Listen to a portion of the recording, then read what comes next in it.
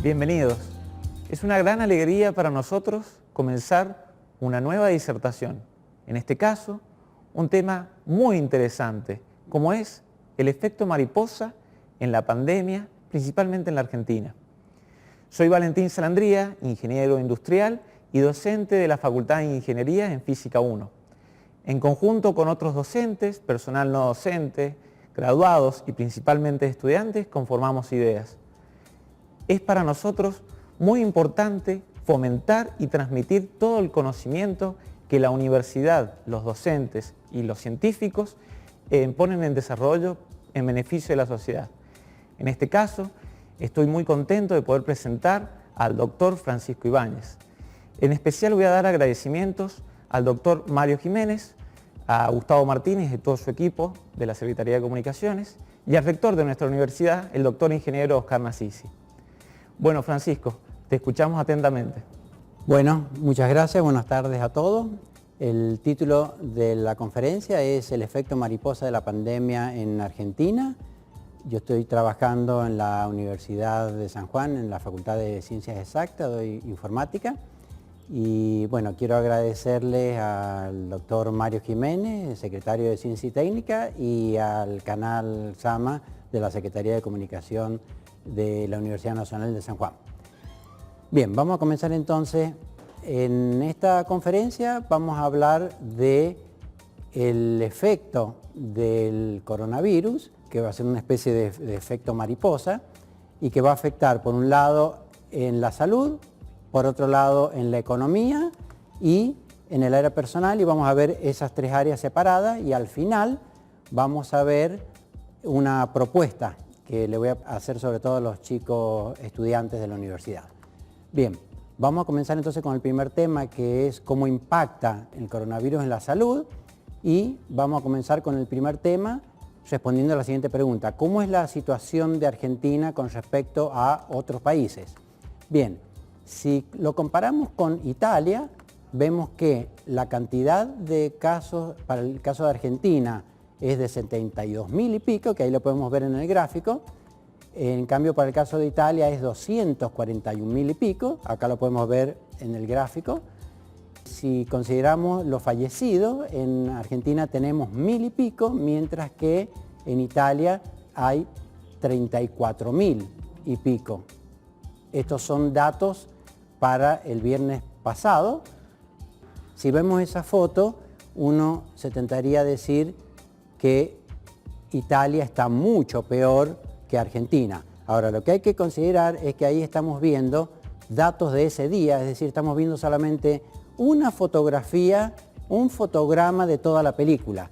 Ahora, si vemos toda la película completa, es decir, nos preguntamos en qué lugar de la montaña o de la curva de contagio estamos ubicados. Argentina está escalando la montaña y todavía no llega al pico, o ya llegamos al pico o estamos descendiendo. La respuesta a esta pregunta, que es crucial, va a ser el efecto mariposa, va a impactar en las tres áreas que mencionamos recién, en la salud, en la economía y en la parte psicológica. Entonces vamos a ver un videíto. Largame por favor el primer videíto, señor director. Bien, ahí podemos ver, por ejemplo, para el caso de Italia, este link yo les voy a dejar, este PowerPoint, y esos gráficos los van a poder ver ustedes con detalle. Esta es la situación para Italia, esta es la situación para España. Si nos vamos al continente americano, hacemos clic en donde está el mapa de Estados Unidos, vemos la situación de Estados Unidos, la de México y esa es la de Argentina. Ahora, lo que queremos es entender e interpretar estos gráficos. Gracias, señor director. Lo que queremos es poder interpretar estos gráficos. Entonces, para poder interpretarlos, si podemos volver al PowerPoint, lo que vamos a hacer es ahora pasar a la siguiente pregunta. ¿Qué pasa con la cuarentena? ¿Cuándo en general los países empiezan a flexibilizar la cuarentena? Y la respuesta más usual es cuando empiezan a descender de la montaña, es decir, cuando ya hayan pasado el pico. Entonces, esa respuesta origina otra pregunta. Bueno, el pico de la curva de contagios. Entonces, la pregunta es, ¿pero de qué curva me están hablando? Y uno puede pensar, bueno, ¿será la curva de confirmados es decir, los testeados que han resultado positivos, o estamos hablando de la curva de los casos totales, es decir, la sumatoria de la curva anterior. Y esto incluye, por un lado, las personas que pueden contagiarse, también incluye los recuperados y los fallecidos. O estamos hablando de una tercera curva, que es de la curva de los fallecidos. ¿Cuál de estas tres es la curva cuyo pico es relevante? Bien, vamos primero a decir la respuesta. No es ninguna de las tres curvas anteriores. Eso significa que estamos todo el tiempo hablando del pico de la curva y no sabemos de qué curva. Bueno, en cierto modo es algo así. Porque la respuesta es que la curva que muestra el pico de la curva de contagio es la que se llama curva de casos activos, que para el caso de Italia es esa curva que estamos mostrando allí, y esa curva lo que muestra es las personas que pueden contagiar, pero excluye estos dos grupos, es decir, no están incluidos los recuperados ni tampoco están incluidos los fallecidos. Bien, si analizamos cuándo alcanzó el pico Italia, podemos ver que lo alcanzó el 19 de abril. A partir de ahí empezó a descender, y cuando empieza a descender es cuando puede flexibilizar la cuarentena. ¿Y esto qué impacto tiene? Va a tener impacto, un efecto mariposa, en la salud, en la economía y en el estado de ánimo, por un lado positivo. Mientras que en la etapa anterior al pico, lo que tenemos es una cuarentena rígida que impacta negativamente en ese aspecto. Entonces ahora surge una pregunta muy importante. ¿Qué pasa con las camas de terapia intensiva? Es decir, ¿qué pasa con el sistema sanitario? Bien, entonces ahí pasamos a otro tema súper importante, punto 3, que es el colapso del sistema sanitario. Para analizar el colapso del sistema sanitario, vamos a incorporar otra montañita más, otra curva, que es la curva de los casos nuevos, que en Argentina le llamamos los casos nuevos confirmados. Es el dato que nos dan todos los días a la noche. Bien, si lo analizamos para el caso de Italia, el pico de esa curva de casos nuevos lo alcanzan el 21 de marzo. Y si nos hacemos la pregunta, ¿qué distancia temporal hay entre el pico de la curva de abajo y el pico de la curva de arriba? ¿Cuántos días transcurren? Bueno, los días que transcurren entre esas dos fechas es 29 días, es decir, aproximadamente un mes. Ahora, ¿por qué motivo ese periodo de prácticamente un mes es extremadamente importante y es el más riesgoso? Bueno, porque como vemos en las noticias, coronavirus en Italia, la sala de emergencia se está derrumbando, lo que ocurre es que se satura el sistema sanitario. Y si vemos la fecha en la que fue publicado ese artículo, fue publicado el 19 de marzo, que es justo 2 días antes del pico de la curva de abajo. ¿Qué significa? Que un poquito antes del pico de la curva de abajo es cuando se satura el sistema sanitario. Si con esa información nos vamos arriba y ahora la llevamos a la montaña, que es más fácil de explicar, si vemos en qué estado está ahora Italia, está al final de la película, es decir, está descendiendo muy en la parte de abajo de la montaña.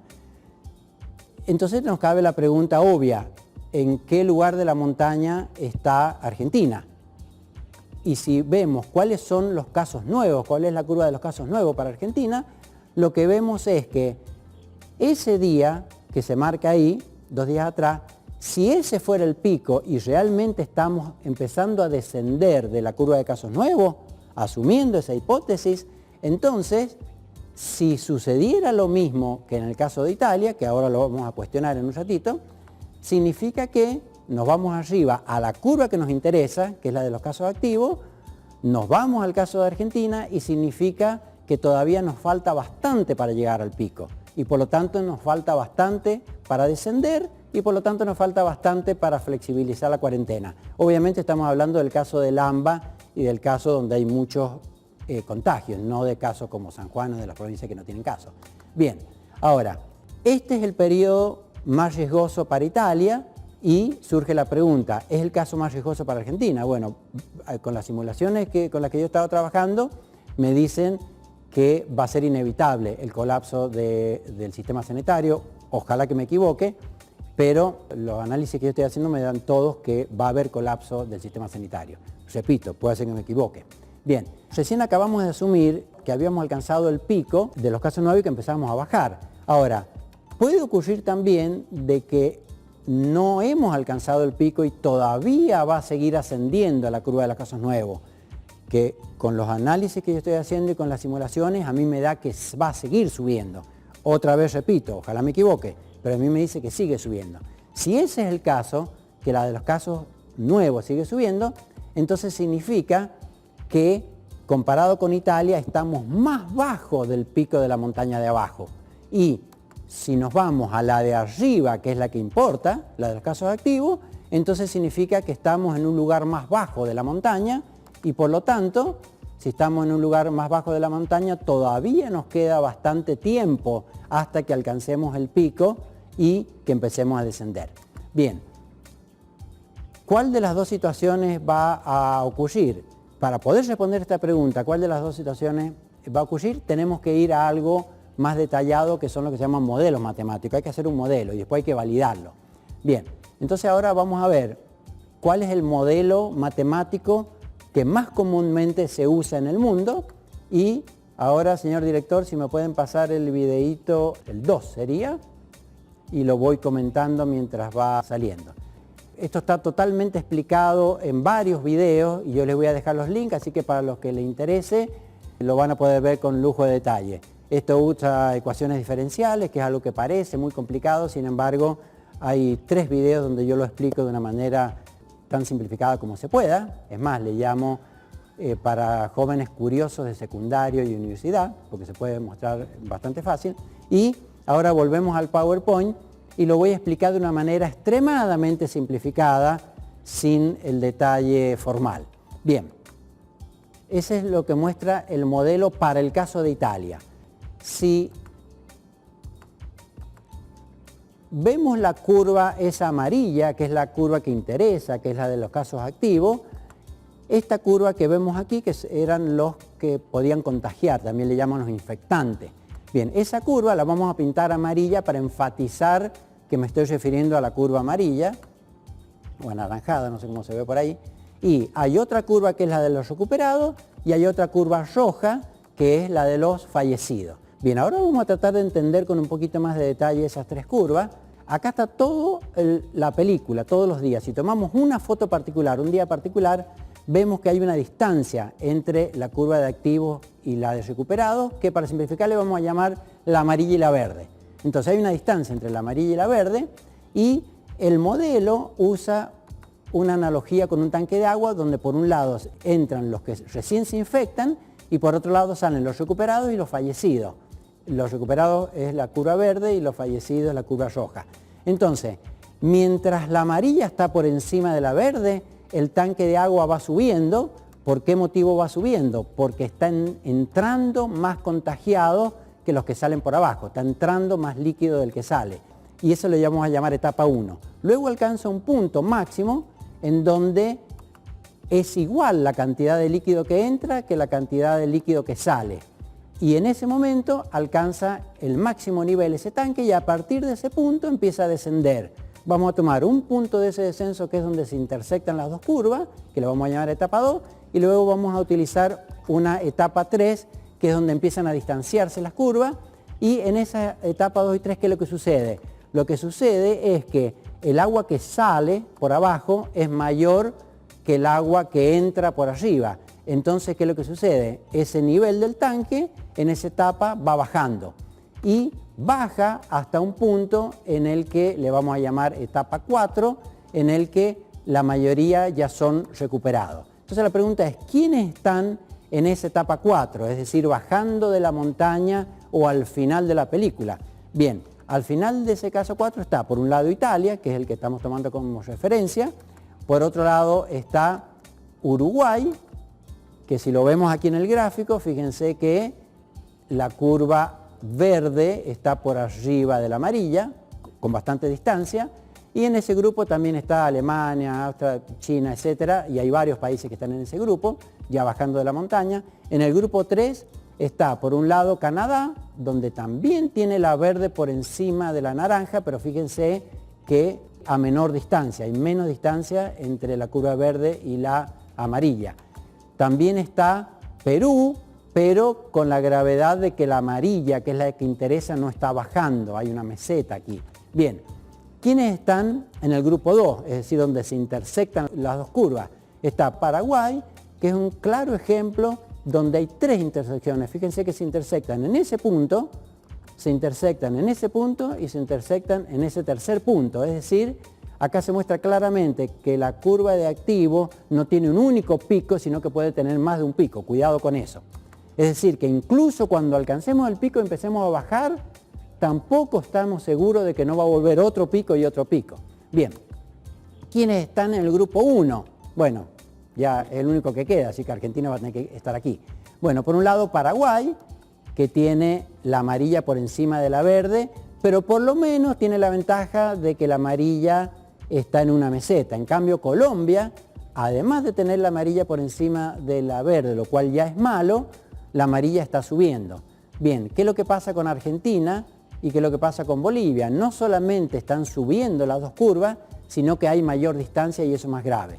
Si analizamos los números de cada uno, es difícil entender cuál de los dos es más complicado. Entonces, otra vez necesitamos recurrir a algo que es el modelo matemático. Sin embargo, en este caso, vamos a justificar por qué motivo yo no uso el modelo matemático que se usa en la mayoría de los países, que es el que mostré recién, basado en ecuaciones diferenciales, sino que uso un modelo que está adaptado al caso de Argentina. ¿Y cuál es la diferencia?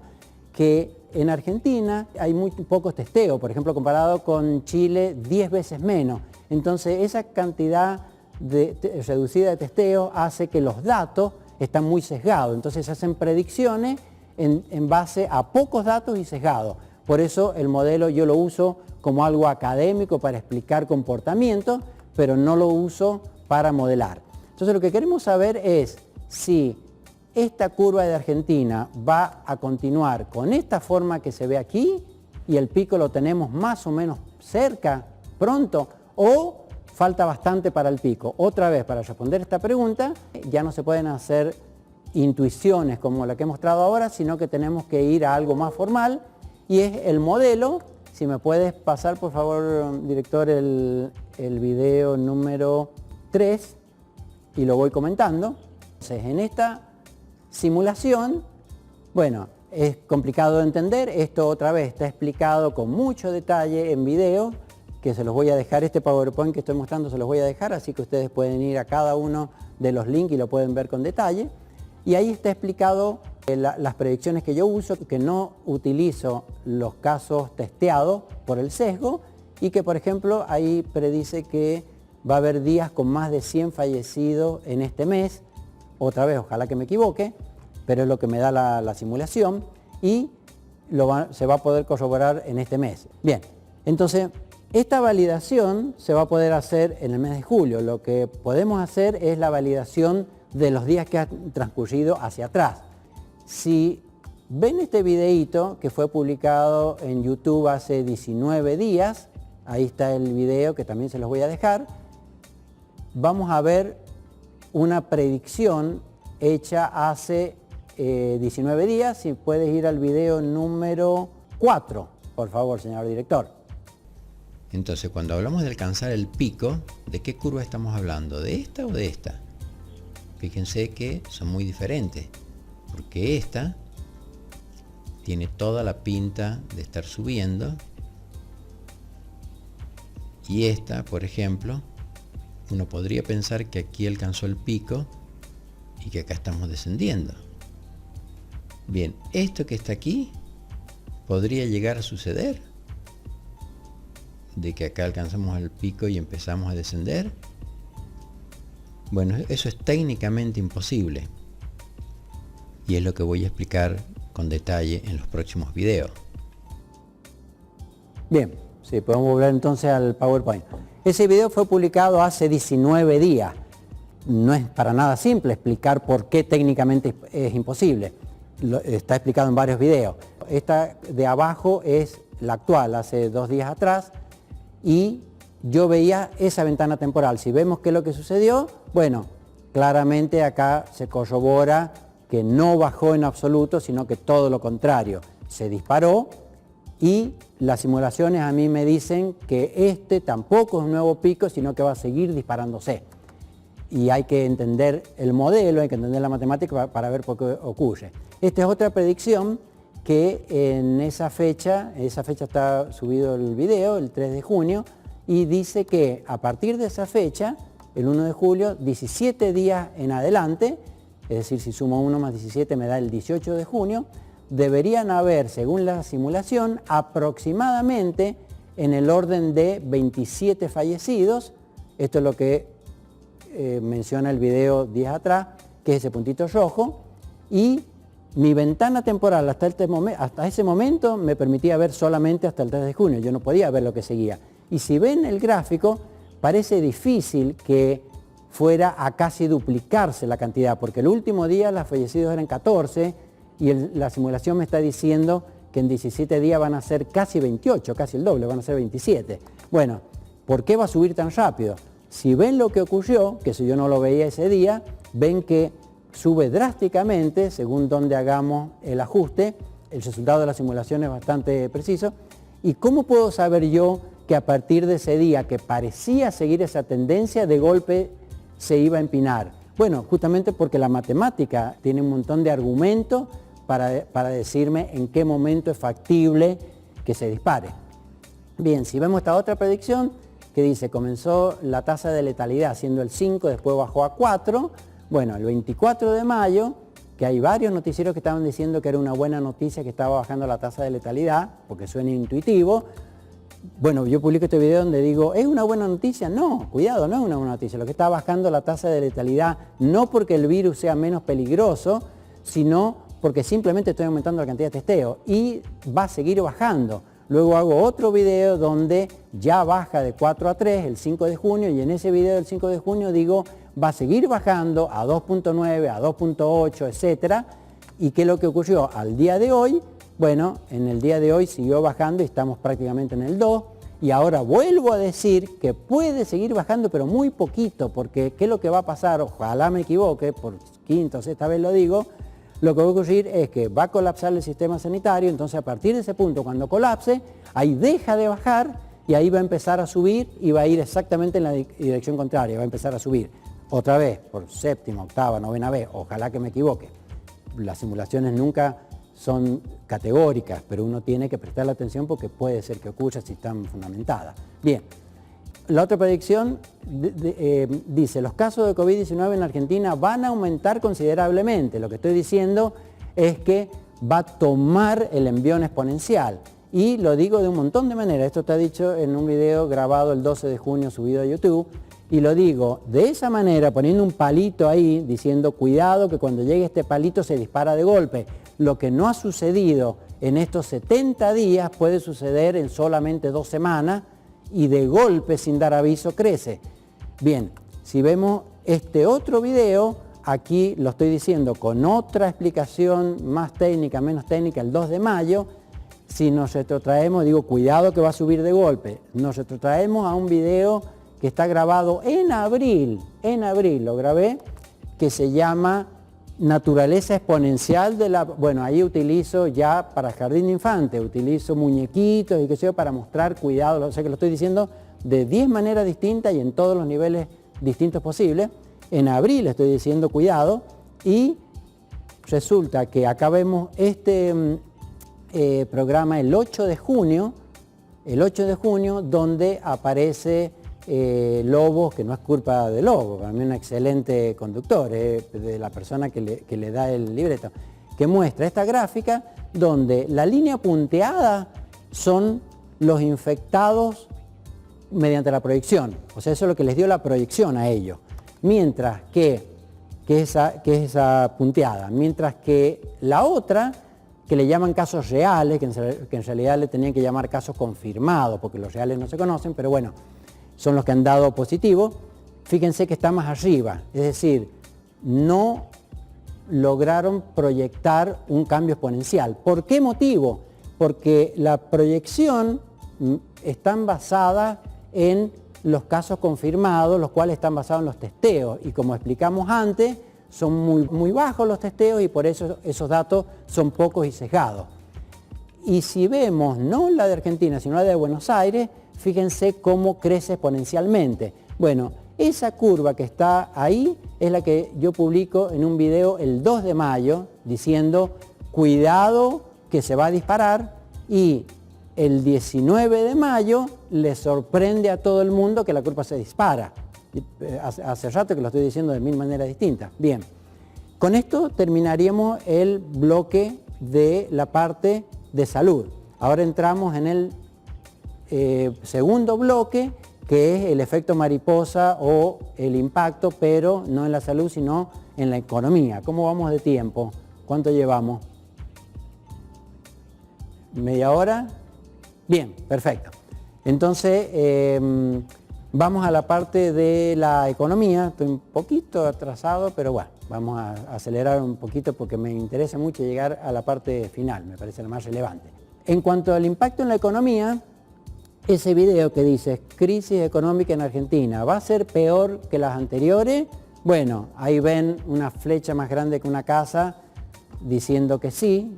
Yo no garantizo que es en aquel momento que sí por una cuestión, pero sí digo que estoy de acuerdo con todos los economistas que dicen que sí, porque hay unos que dicen que sí y otros que no. Y la justificación de por qué considero que va a ser lejos la peor crisis de Argentina, bueno, hay un efecto mariposa porque impacta en la salud, en la economía y en la parte psicológica. Acá estoy mostrando la parte del impacto económico y lo justifico en ese video del 4 de mayo en toda una lista de reproducción que tiene 14 videos, que está publicada comenzando el 12 de abril. O sea que desde abril ya vengo diciendo que el impacto va a ser muy fuerte en la economía.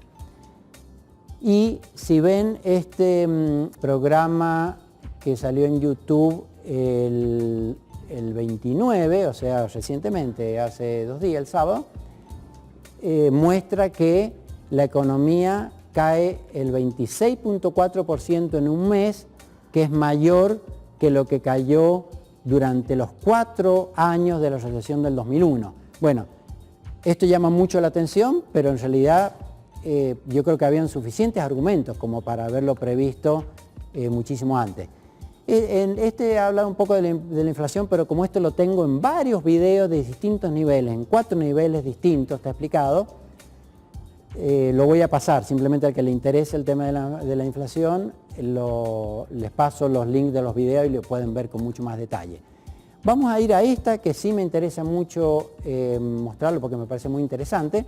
Esto está en la página que les dejo al final, en la sección Economía, Economía Simplificada, Revolución Industrial, segunda parte de la Revolución Industrial.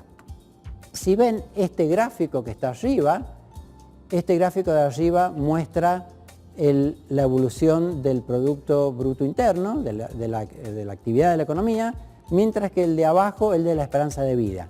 Acá lo que ocurre es un efecto mariposa que actúa ¿de qué manera? Actúa primero en la salud y después repercute en la economía.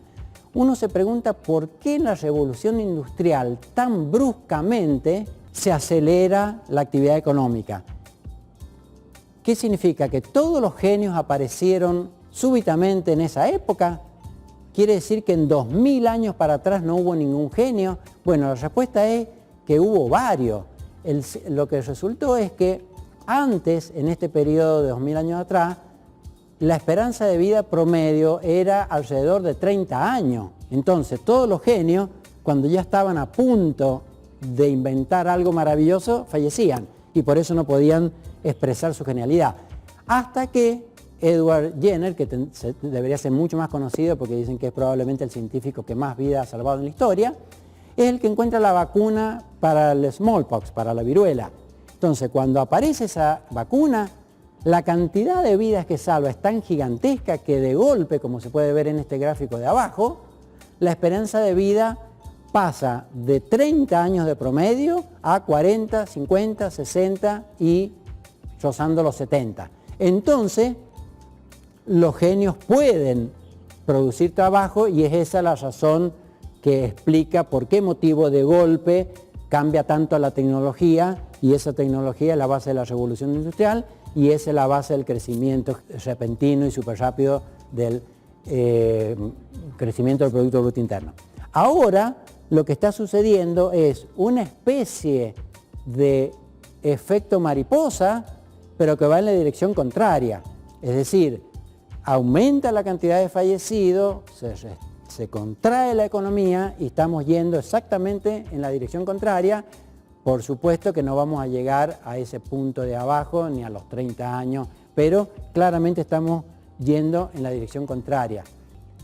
Pasamos ahora a uno de los puntos que a mí me parece más importante, que es el aspecto psicológico. Es decir, habíamos analizado el efecto de la pandemia, el efecto mariposa en la salud, en la economía, y ahora lo que vamos a ver es cómo afecta psicológicamente, cómo nos afecta a nosotros como personas y qué podemos hacer al respecto.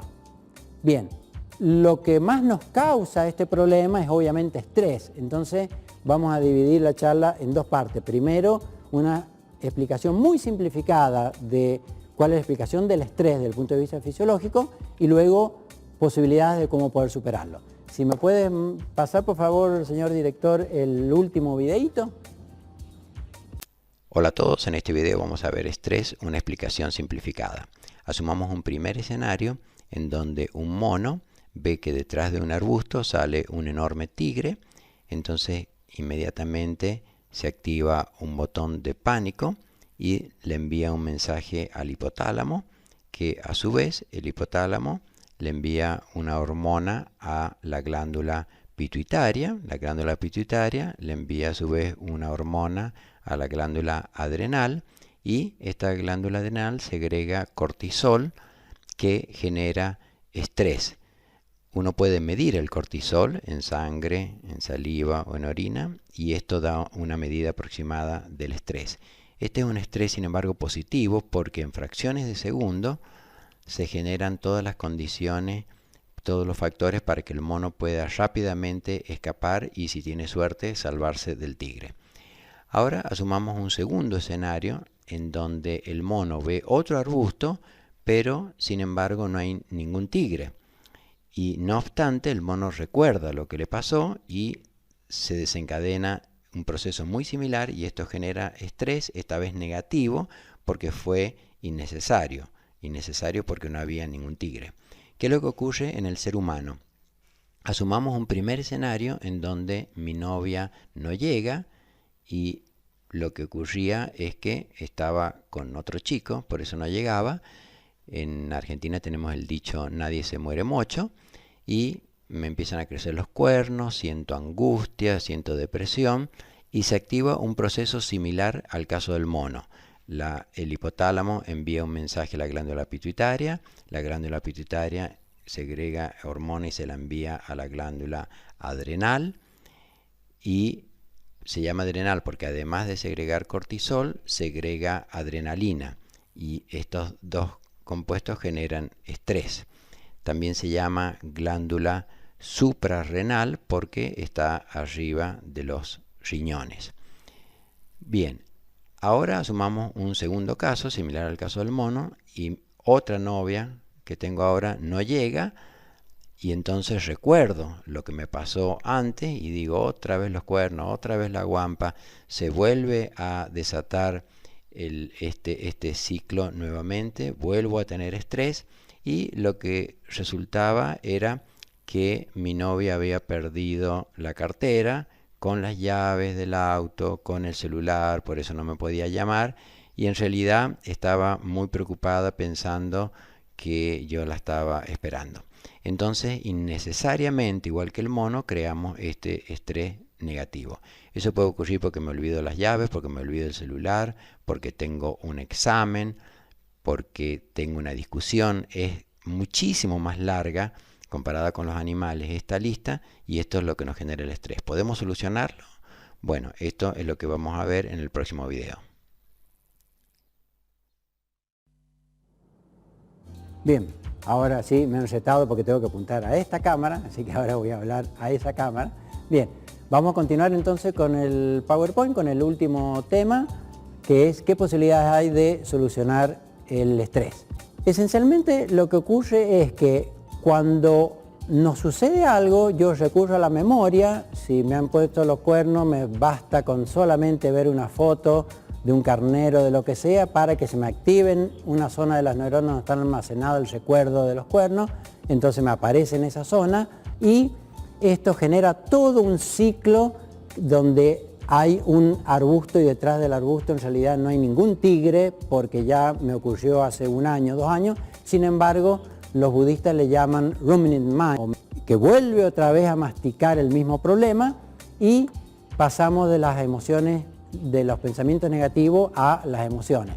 Entonces, el budismo habla del término detachment, que significa separarse, cortar, salirse de ese lugar donde las neuronas me están produciendo ese efecto y mover la focalización o la atención a otra zona con pensamientos más positivos que terminen en emociones más positivas. Entonces, la pregunta es, correcto, pero ¿cómo puedo hacer yo para dominar mi mente y para sacar la focalización de este pensamiento negativo y moverlo a un lugar donde tenga pensamientos positivos? Bien, ahí es donde interviene yoga y meditación. Bueno, a mí me ocurrió esta crisis cuando todavía no llegaba al medio siglo, hice yoga, tuve muchos resultados, entonces le pregunté a la profe, esto me parece extraordinario, quiero saber más. Me dijo anda a la India, así que fui a la India, me metí en un ashram y en el ashram aprendí yoga y meditación y a partir de ahí, bueno, me cambió la vida. Y esto puede constituir una semillita que germine en ustedes, no sé, medio año, 1 año, 3 años, que es lo que me ocurrió a mí, no fue inmediato, y a partir de ahí me cambió la vida. Ahora, ¿cómo actúa las asanas, el yoga y la meditación? Si ven en este video, en la parte que dice ciencia, salud, etcétera, lo pueden ver, o si no se los paso por email, lo explico con detalle, acá lo voy a explicar muy rápido. Cuando entra un estado mental, ese estado mental entra a la corteza, de ahí va a la glándula pituitaria, de la glándula pituitaria manda el mensaje químicos al resto del organismo y hay una retroalimentación que puede ser negativa y en este momento el coronavirus hace que sea negativa y yo tengo que salir de este círculo vicioso. ¿Qué es lo que hace la asana? La asana lo que hace es, en vez de trabajar tanto con la cabeza, de modo cerebral, lo que hace es meterse por el medio, se mete por las glándulas, la glándula timo, las suprarrenales, etc.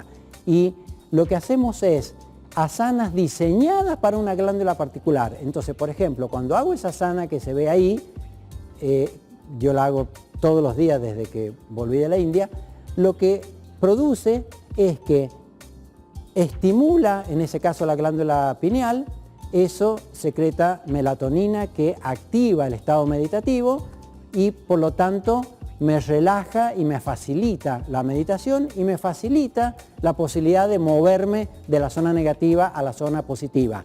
Pero no es tan psicológica, sino que es más fisiológica, es a nivel glándulas, no a nivel psicológico. Luego hay otras asanas, por ejemplo, esa segunda que estimula la glándula timo es justamente para reforzar el sistema inmunológico, que es lo que debemos proteger para que no tengamos el virus, lo que estamos enfrentados con ese riesgo. Y acá hay una lista de varias asanas, cada una diseñada para actuar en una glándula particular para un efecto particular. Entonces es muy importante conocer qué ejercicio afecta a qué glándula, porque hay, digamos, 4 maneras de hacer yoga. Una manera de hacer yoga es estar, ahí sí, si puedes pasarme para que me vean, para mostrarles, porque esto es, digamos, 4 maneras diferentes de hacer yoga, a ver si aparezco, ahí me están viendo, ¿no? Ahí está. Entonces, ahí no sé si se alcanza a ver, hay 4 maneras de hacer yoga. Una, por ejemplo, estar ahí, che, vos sabés que la vecina de al lado vino con la otra, es una manera de hacer yoga. Otra manera de hacer yoga es olvidarme de los que están al lado, concentrarme solamente en mí, pero hacer yoga con toda la mochila de problemas que no dejé colgado en el lugar donde hago yoga. Entonces, no estoy hablando con los otros, pero sigo influenciado con el martillo machacándome por los problemas que tengo. Es una segunda manera. Una tercera manera es dejar colgada la mochila psicológica de problemas y concentrarme solamente en el cuerpo. Y como que lo único que existe mientras estoy haciendo yoga es mi cuerpo y la voz del instructor. Y hay una cuarta manera de hacer yoga, que es saber en qué glándula particular está actuando la asana que estoy haciendo. Entonces, si estoy haciendo una asana que actúa en la glándula suprarrenal, yo llevo toda la concentración a ese punto. Los orientales dicen que donde va la concentración va la energía. Entonces hay 4 maneras distintas de hacerlo. Y esa manera de hacerlo implica que los efectos que produce yoga y meditación pueden verse en un mes, pueden verse en un año, pueden verse en 2 años. Por eso hay que tener paciencia y hay que saber que me puede frustrar. Bien, volvemos entonces a la anterior. En este gráfico lo que se ve es la evolución del cortisol, que es lo que se produce cuando estamos demasiado estresados. Y cuando en la mañana, cuando nos despertamos, hay una subida pronunciada del cortisol. ¿Por qué? Porque necesitamos toda la energía, porque recién nos despertamos, estábamos dormidos. Pero luego la tendencia es que vaya bajando. Esto es lo que debería suceder. Sin embargo, ¿qué es lo que nos sucede? Que el estrés, y sobre todo ese segundo punto, you are constantly behind schedule, estamos constantemente atrasados tratando de pillar la zanahoria que por más rápido que corramos nunca la agarramos, y entonces esa situación nos estresa porque no cumplimos las expectativas que tenemos, porque tenemos expectativas muy altas según los orientales, y eso lo que me produce es que se eleva el cortisol en el día y que luego continúo estresado durante todo el día. Por eso se recomienda hacer yoga en la mañana, porque es el punto en donde hay que bajar el cortisol para estar todo el día tranquilo. Bien, entonces se aconseja hacer yoga y meditación en la mañana. Y esa es la curva que podemos aplanar nosotros. Es decir, podemos influenciar muy poco en bajar la curva de contagiado, en el famoso aplanamiento de la curva. Pero sí podemos actuar en el aplanamiento de esta curva, porque eso depende pura y exclusivamente de nosotros, fundamentalmente. Bien, acá hay algo de la grieta que quiero hablar, lo pueden ver en la página con más detalle, pero lo que opino de la grieta es la voy a leer rápido, la traducción es de Mahatma Gandhi, que dice: solo tengo 3 enemigos, mi enemigo favorito, el que más fácilmente puede influenciar el Imperio Británico, mi segundo enemigo el pueblo de India, y mi oponente más formidable es un hombre llamado Mahatma Gandhi. En él parezco tener muy poca influencia. Es decir, en mi opinión, la grieta más grande que tenemos los seres humanos es interna, es entre todas las personas que tenemos adentro. Por eso yoga y meditación nos ayuda a apaciguar al que busca la paz y al ponerle freno al agresivo. Varias otras cosas que están en la página. Y para terminar, vamos a ver la propuesta. ¿Cuál es la propuesta? Que para poder grabar un video, en la página tengo más de 300 videos de distintas áreas, para este particular video, he trabajado absolutamente solo y entonces tengo que hacer estudiar un poco de medicina para el rol de infectólogo, el rol de matemático, el rol de informático, el rol de diseñador, y es muchísimo trabajo para mí solo, con todas las posibilidades de equivocarme y cometer errores. Entonces la idea es formar un equipo en donde hayan ingenieros, matemáticos, de estadística, diseñadores gráficos, médicos, chicos con ganas de trabajar, y para poder generar videos con un grupo. Y para lograr esto, bueno, yo ya he hablado con todas esas personas que tienen influencia, porque yo soy muy bicho de laboratorio, no tengo facilidad para crear grupos, pero esas personas me pueden ayudar, y con ello lo que podemos hacer es empezar a trabajar en un grupo en el que nos dividamos las tareas y podamos producir videos desde San Juan. Ese es mi mail para contactarme. Esas son las 2 páginas que tengo, una en castellano y la otra en inglés. Y aquí terminaría mi charla y muchas gracias por la atención. Si quieren hacer preguntas, las pueden hacer ahora o las pueden mandar por mail o a los chicos del canal y poder hacer videos para contestárselas. Muchas gracias. Bueno, la verdad que ha sido una disertación maravillosa, muy didáctica. Le agradecemos mucho al doctor Francisco Ibáñez por esa didáctica, por esa facilidad de transmitir los conocimientos científicos y que son tan importantes para la sociedad en estos difíciles momentos que nos toca atravesar.